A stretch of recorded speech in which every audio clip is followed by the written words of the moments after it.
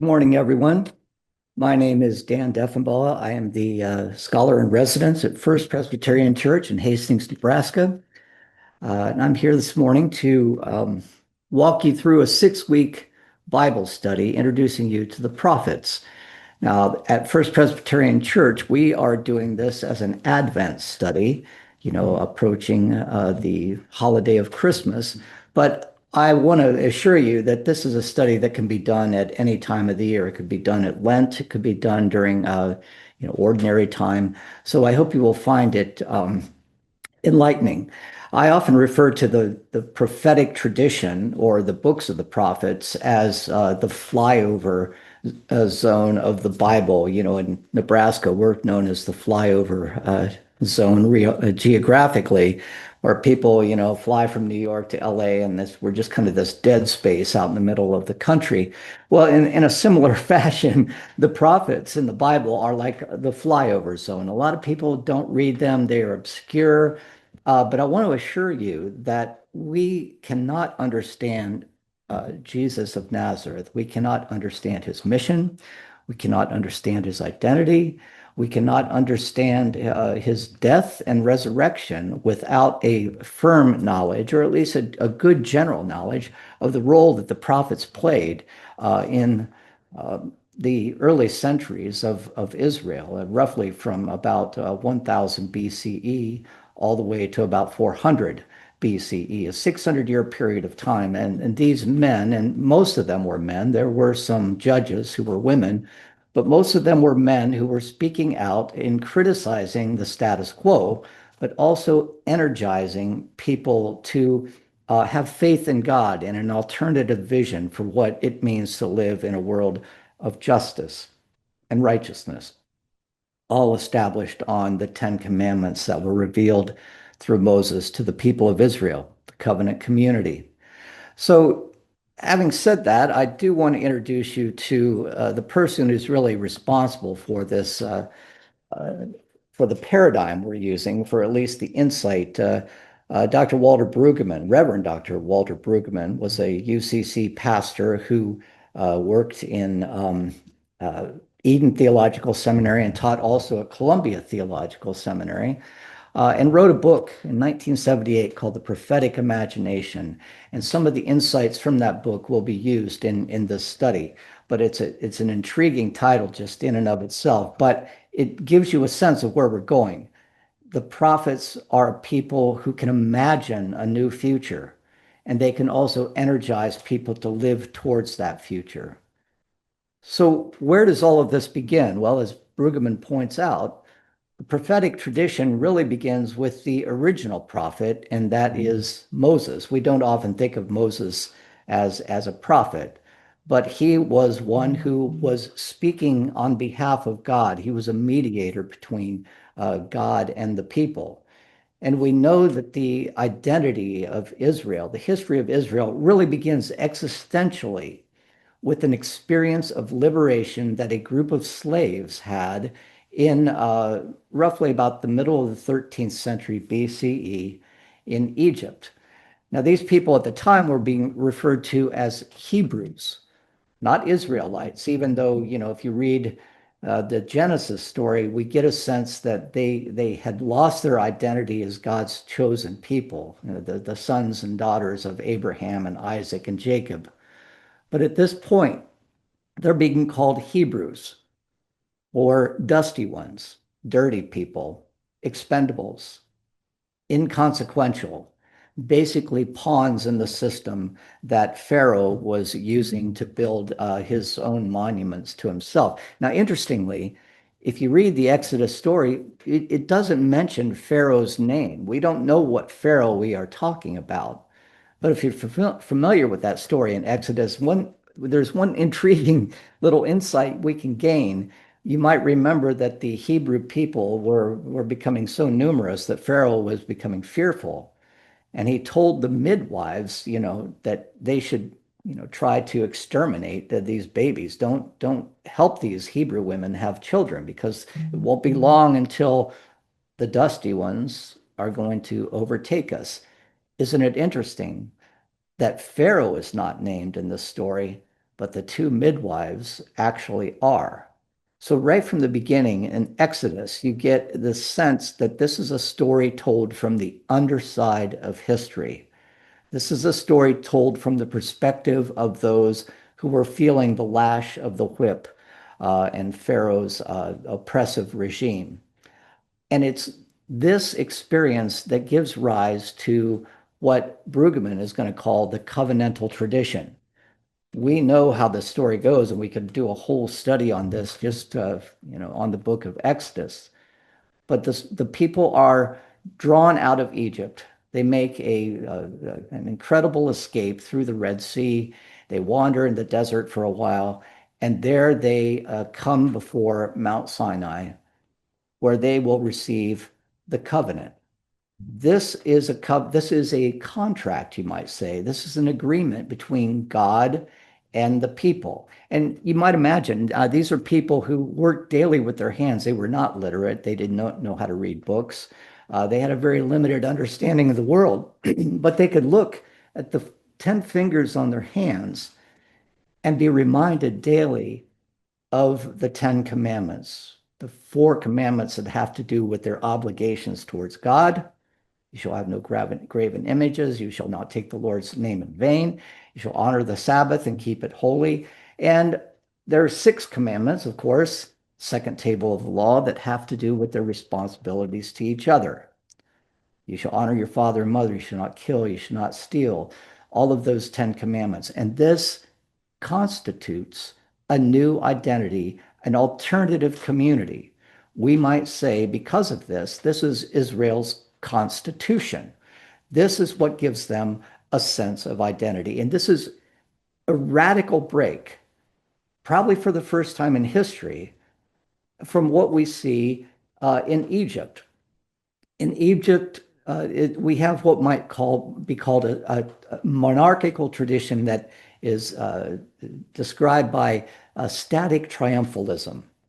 It was a tradition that maintained the status quo. You had the gods above, you had the pharaoh, you have an aristocratic group of priests, you have a military that is going to maintain that status quo by force. And these are the haves. These are the well-to-do.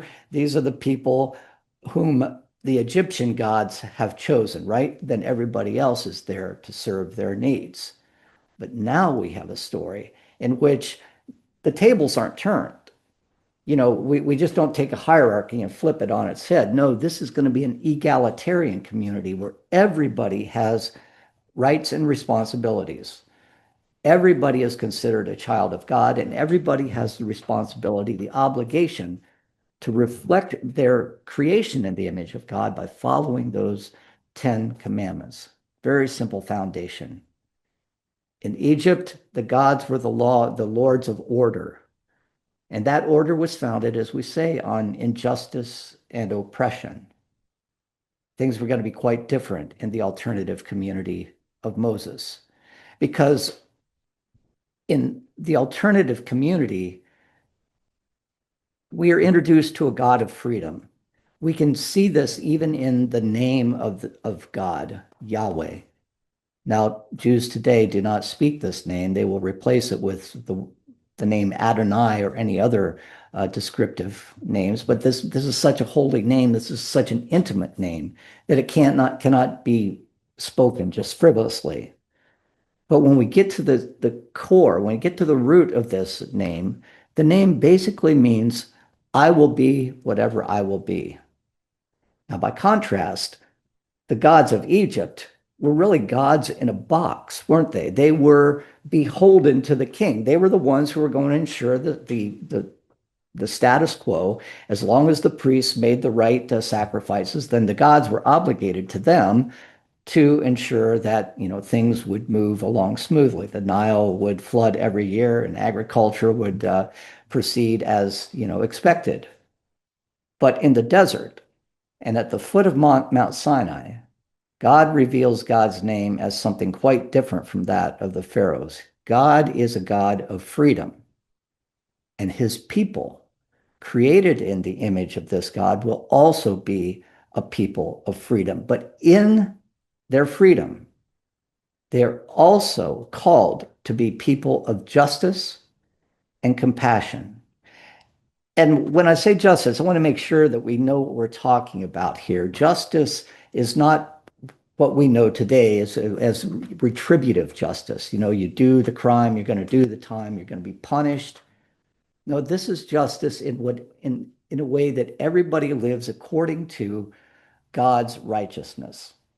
When that happens, people enjoy perfect freedom as maintained by God, as legitimized, as justified by God.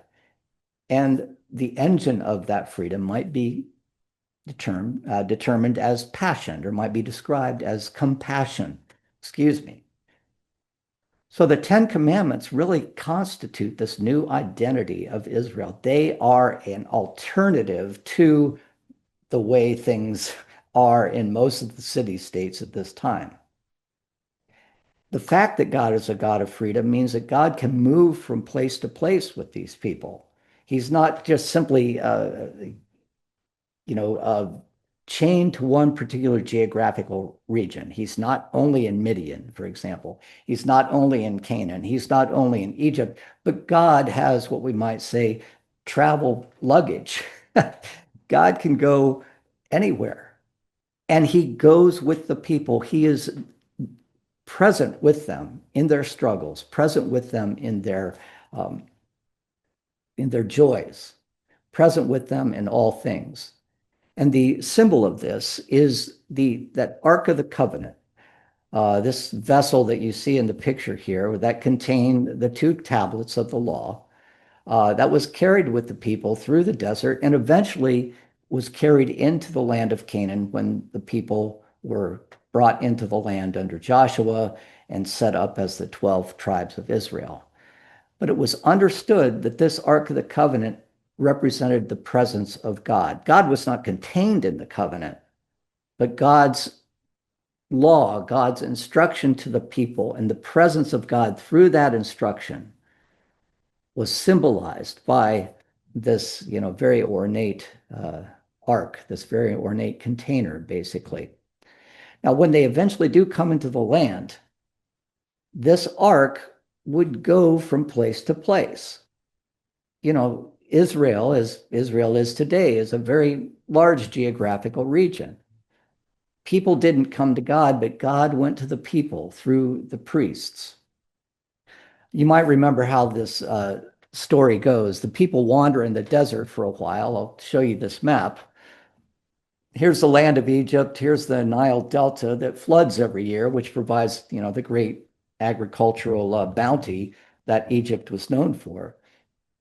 The people, as the story goes, the Hebrews, the covenant community, wander in the desert of Sinai and eventually come up to the other side of the Jordan River and enter into the land of Canaan. And this would have been about, it's very difficult to know exactly what year this was, but archaeological evidence suggests that it would have been around 1200 BCE, somewhere between 1150 and 1200 BCE. When they do enter into the land, it's understood that they would divide into 12 confederated groups known as tribes. You can see Asher, Naphtali, Manasseh, Judah, Simeon, 12 of those tribes, but all of them confederated together by the understanding that they are a people of God and they have no king. God is their king. This was a theocracy. Well, what would happen in times of, difficulty? Well, God would choose a particular person, a judge.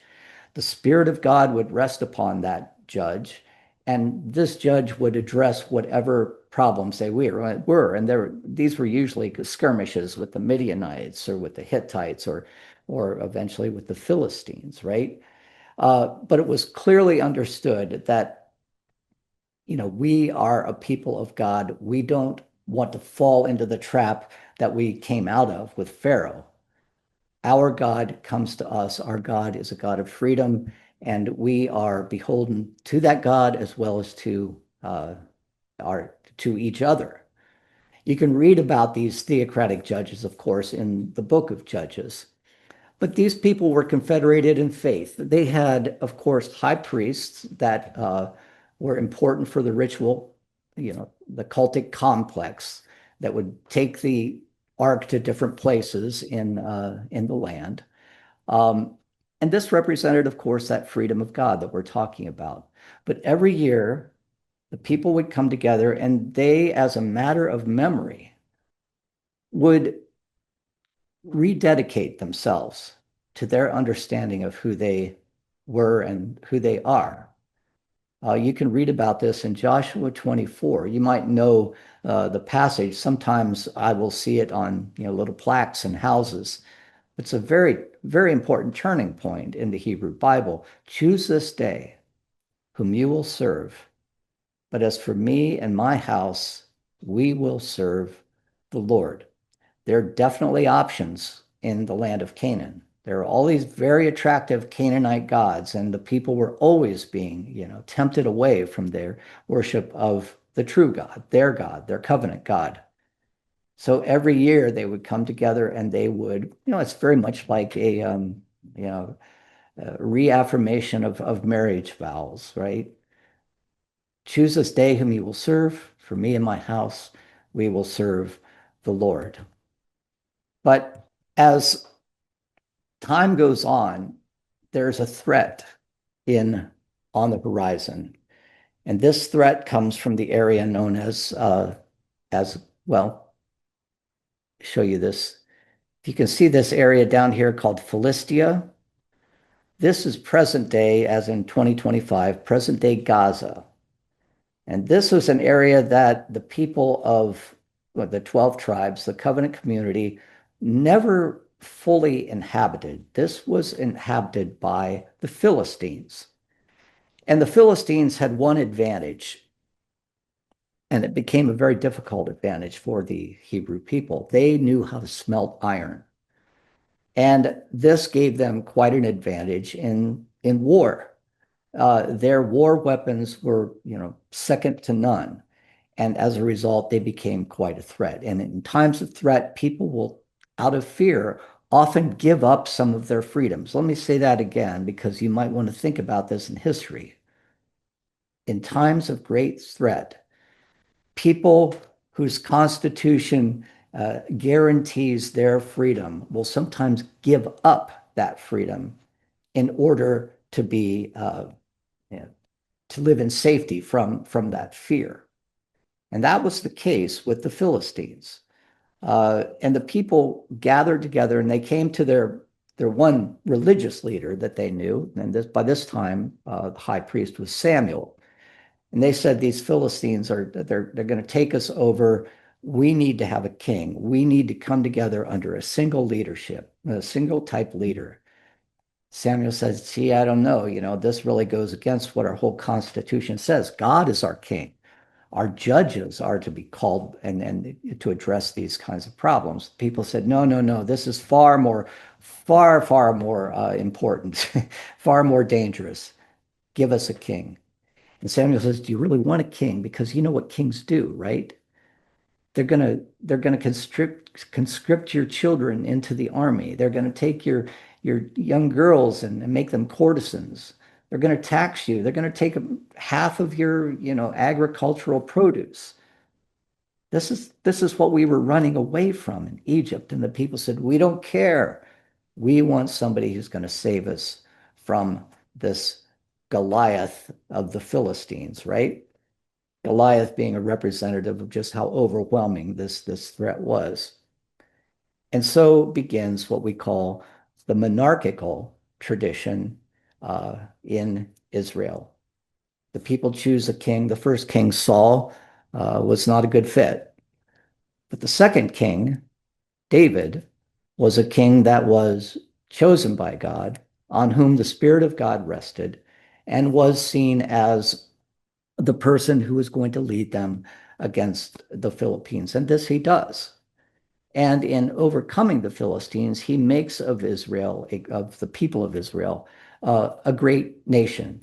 The 12 tribes come together, confederated, not just in their commitment to God, but also in their commitment to the king. Jerusalem becomes David's city. It's central to the 12 tribes. David builds a palace there. And a whole tradition develops in which the king in Jerusalem is a son of David. And David becomes anointed, and the term for his anointing and for his identity after anointing is Mashiach or Messiah, the one anointed by God. And this is the important thing here. David brings the Ark of the Covenant into Jerusalem, and there it stays. So note the difference. In the monarchical tradition, the people have to come to the center of authority. They have to come to the city of David. Under the earlier alternative community, God would go out among the people. And so we have the beginning of, well, the conditions for the possibility of another kind of hierarchical arrangement where the people in Jerusalem, the king who represents God, the cultic, the priests around the cultic complex of, of the Ark of the Covenant, and then the military are over all of the common people. And here we are, we might say, out of the frying pan and back into the fire. David would have become king around 1000 BCE. His son Solomon around 960 BCE, and Solomon does the one thing that was lacking in David's kingship. He builds a temple. And this becomes the temple that is the city on the hill to which all the people of the world were supposed to flock, would flock one day. And this was at the center of the monarchical tradition. Our king is chosen by God. God's presence can be found in this one geographical place called Jerusalem. And so we have the beginning of two traditions in the Hebrew tradition. But we have the monarchical tradition and the alternative community, and I'll talk about that in a few minutes. But it's important to realize that Solomon becomes so oppressive, so unjust in his building projects.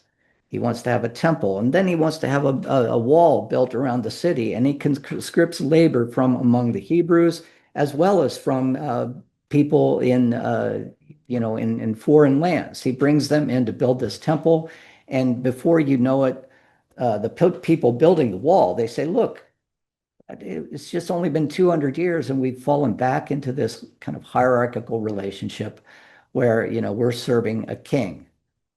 And there was a man who was you might call it a labor organizer. His name was Rehoboam, and he comes to his name was Jeroboam, and he comes to Rehoboam, who was Solomon's son, and he says, your dad's been really very, this is after Solomon's death, your dad has been very unjust to us. I mean, we work all the time. We takes our taxes. We want respite. We need some sort of guarantee that you're not going to be as bad as your father. And Rehoboam does a stupid thing. He says, your dad whipped you with cords of, with cords of leather. I'm going to whip you with cords of scorpions. In other words, I'm going to make it even tougher on you. Well, that's all it took.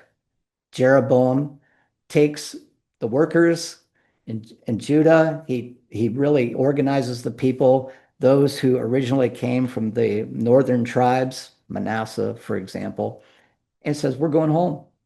We're out of here." And thus begins the division. Thus begins the division of the Hebrew people to the 10 tribes in the north and the 2 tribes in the south. The south is where Jerusalem is going to be, the city on the hill where the temple is. But in the north, eventually, they will build their own temple in Samaria, and the two traditions would vie against each other. They didn't hate each other, but they kind of lived in a very tenuous relationship with each other. And so when we look at the two traditions we find in the Hebrew Bible, we see obviously the covenantal community, the alternative community of Moses, the idea of God's freedom that is reflected in the freedom of the people, and justice and compassion is their ethic. But then there's also this new monarchical tradition that is associated with the city of Jerusalem and the kings who descend from David. That God chooses a particular person from a particular tribe and a particular line from David to be the anointed one to represent God's will for the people. And it's going to be these two traditions that are going to vie for the people's attention all throughout the prophetic books. And I don't want to pit one against the other because some prophets are very alternative community, and others tend to lean more towards the monarchical tradition, as we're going to find out in our study. But we can even see that these two traditions um, have an influence on the writing of the Gospels. When we think about the Christmas story, for example, we see two different birth stories. Now, in our Christmas pageants, we often conflate these two into just one story, but there are actually two of them. We have the story of Matthew that we find in Matthew, where Jesus is recognized as a king, where the wise men come to his house, they offer him kingly gifts, and he's a threat to Herod. This is the monarchical tradition.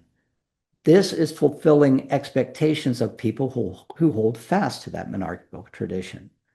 By contrast, if you look at the Gospel of Luke, you will see what is probably something a little bit closer to the alternative community of Moses. Here is Jesus lying in a manger because there's no room in the inn. He is marginalized, right? Shepherds, the marginalized community, come to worship him.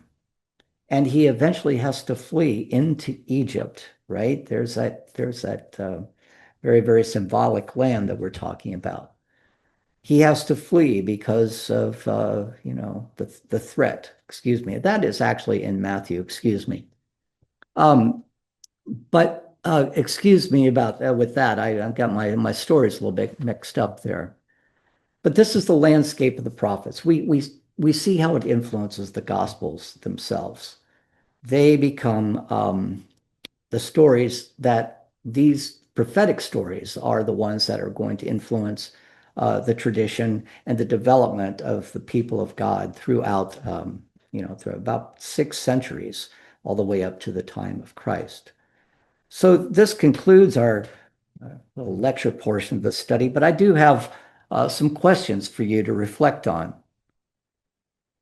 3 of them. And hopefully, amongst yourself, you can think about your own familiarity with the prophets. So, what do you think of when you hear the word prophet? Does it suggest a character from the past, or are there people today whom you consider to be prophets? And if so, who are they? And how do you characterize them? Number 2, how familiar are you with the prophets, prophetic tradition in the Hebrew Bible? Is there a prophet, for example, who's inspired you? And finally, if you are unfamiliar with the prophetic tradition, what would you most like to know about these enigmatic characters who play such an important role in Israel's history?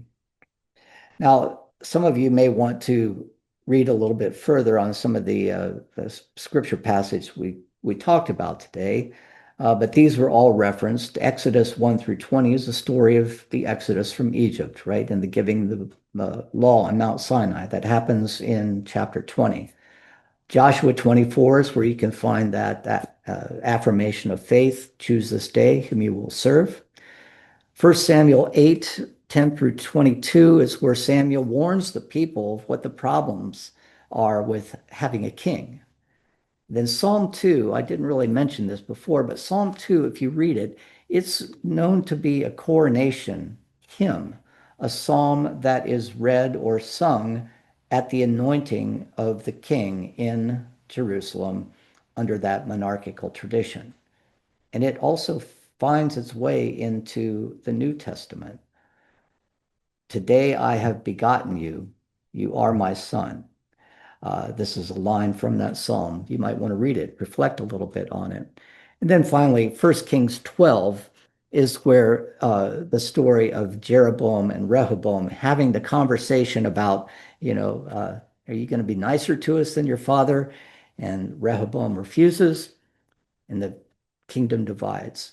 And it's going to be these two divisions, Israel in the north, Judah in the south, that are going to produce the prophets.